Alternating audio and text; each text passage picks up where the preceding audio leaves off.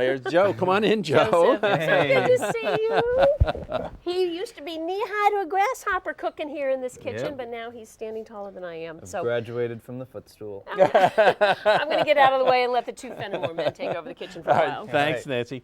All right, so now, here's a recipe that it would hardly be Thanksgiving or Christmas at our house if we didn't have this. Right. It's the sweet potato souffle. Right. And this is a recipe that I sort of manipulated from a variety of sources, one of which was Leah Chase, who is a great chef in the South. She's celebrated, she's sort of like a national treasure. She has a restaurant, a little restaurant in New Orleans called Dookie Chase. And she is turning out the most authentic kinds of Southern cuisine there. And of course, they love sweet potatoes. So she has a sweet potato recipe, and she said, but, she was trying to lighten it up a little bit so that it wasn't quite the calorie, knockout that other sweet potato recipes were. My mom used to make it with Caro and marshmallows and brown sugar and, in great amounts, and just keep cooking it till they were glazed to within an inch of their lives. This is a little bit simpler. So the first thing you have to do, and this recipe cannot stress it enough, is that you have to roast your sweet potatoes. And I just want to show you. Need a little fork? I need a knife and I just need to cut this open. Okay.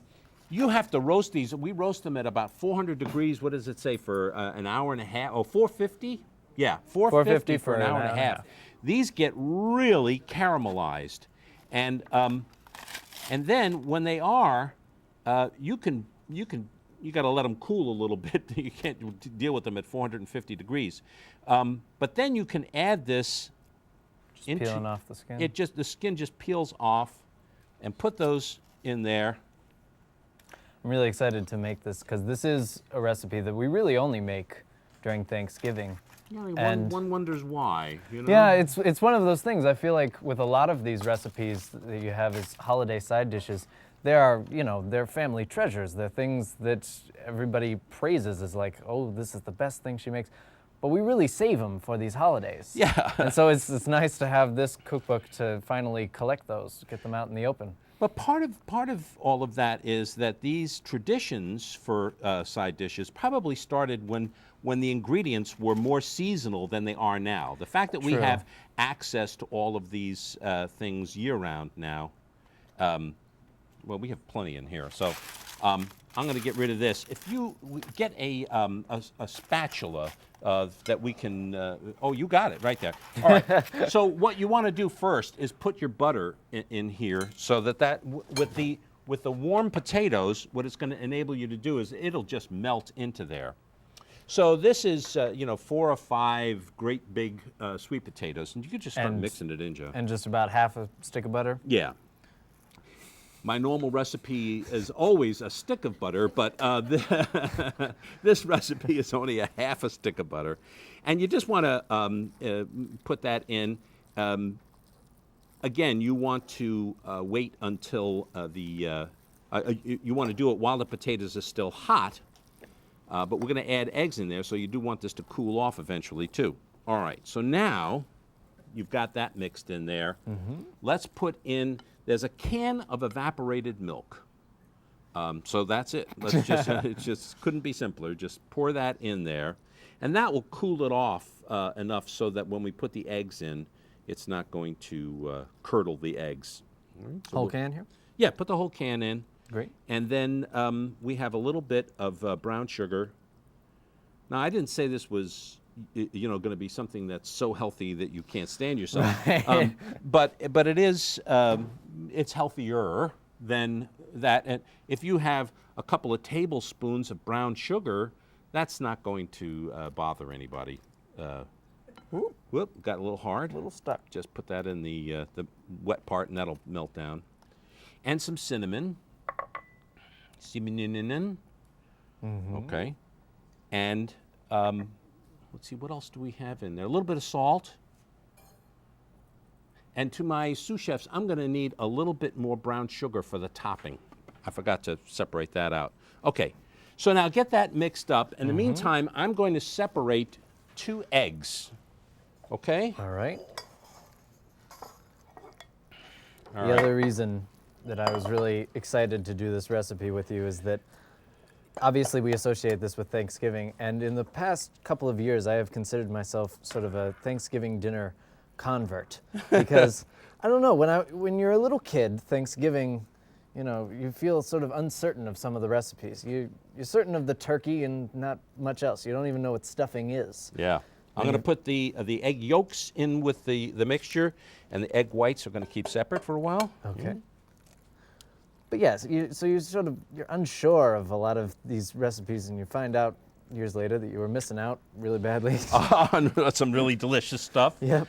And this is one of them for me. So. All right, so we separate the eggs, and while Joe is mixing the egg yolks into the mixture, I'm going to beat the egg whites until they're nice and fluffy. This is a job that you might give to a kid, but it's going to take them about 3 days, I think, to get them as fluffy as you want. By the way, a little kitchen trick: if you have a copper bowl, that will make your egg whites fluff up much quicker. Is that so? Well, there's a sort of chemical reaction that goes on. So, okay. Yeah, that is not an easy job. This is why we never crossed my mother, because She could do it. she would put you on the floor if she had to with her arms, because there were no stand mixers and all of that. And actually, I have to say, see, now it forms those nice peaks. So that's when I know that it's done. I'm going to put this in here, and just if you want to fold those in, and I've when I say fold it in, the reason is that now that you've created this nice airy egg white, you don't want to ruin that by beating it too, dramatically. So, all right. So now you're folding, and it actually is. It's a folding motion. You cut through the center of it, then go to the edge and turn it over, and then just turn the bowl a little bit. And if at the end there are still a few little dots of white, it doesn't hurt anybody. It'll all sort of even out as it cooks. And while you're doing that, I'm going to butter a nice big casserole.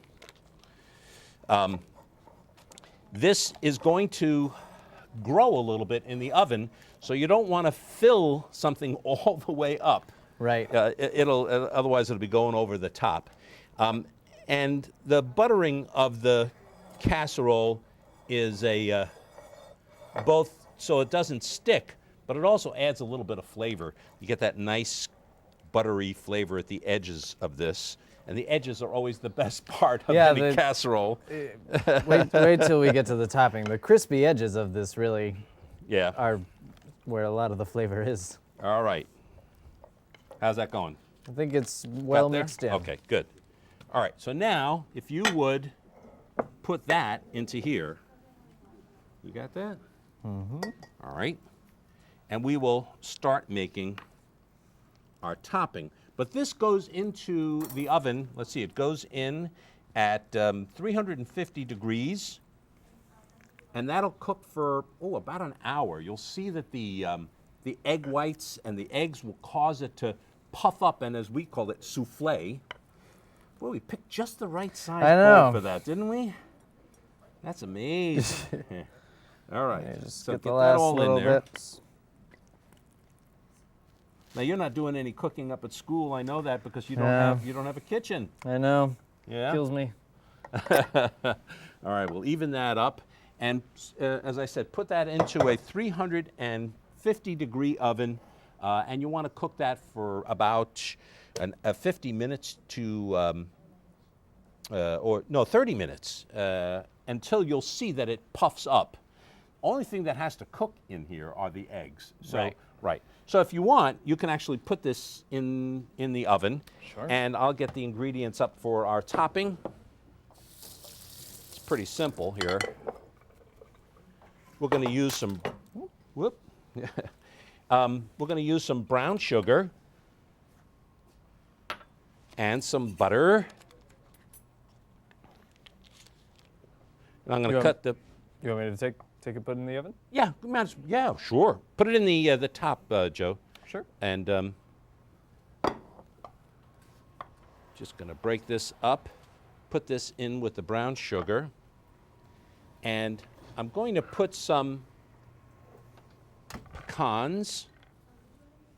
Actually, I really like the pecans in the topping. So, if you would Part of what gives it the crunch. mix that with a fork to try to, as if you're making pie crust. So you want to break up those butter pieces. Oh, and I bent the fork. Well, you could do too much power. You can.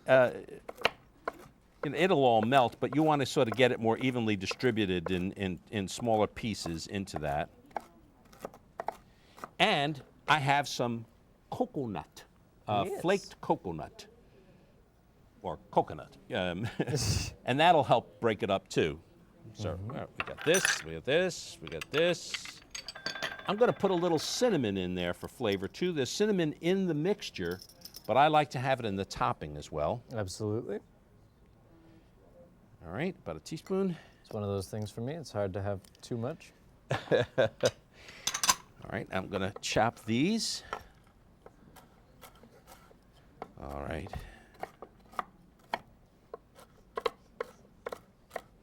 Now, how fine do you want to chop these nuts? I like them big because I like big pieces of nuts in my topping. All right, we're going to put that in. Get that rolled. Doing my best with the butter here, but the fork really is not up to the job. You could actually melt that butter too if you wanted to, because of the coconut and everything. It'll be crumbly. What do you want is a crumbly topping to put on top of the mix. And then when you've cooked it for about 30 minutes, you bring it out, put the topping on, put it back in until those nuts get nice and toasty. And Joe, if you would get the finished version over here, Absolutely. It's time to have a taste. And that is hot. Yes. Put that right there, because that's a beauty. How about that? All right. Now, we like the edge, so that's what we're going Yep. for. Now, you'll see, it man. holds together, that butter edge, right? I got to have some, too. Oh, look at that. Oh. Joseph? Oh, you got your... All right, so this is where it's right or wrong here.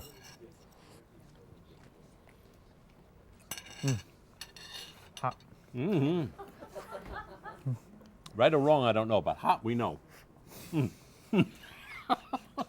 But very good. But very good.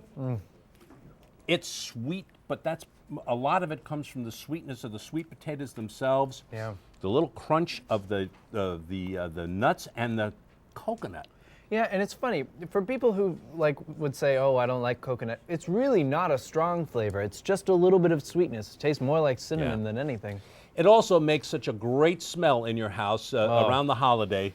To have this cooking away in the oven. It takes a little prep time. You can cook it up to the point where you put the topping on the day before your holiday, and it saves time you can, once you take your turkey or whatever out of the oven, you can just put this on to brown the topping. So this and over 150 more terrific recipes are part of our brand new cookbook, Holiday Side Dishes. Joe, it's always great to have you back in town and to have you in the kitchen. So here's how you can get your copy.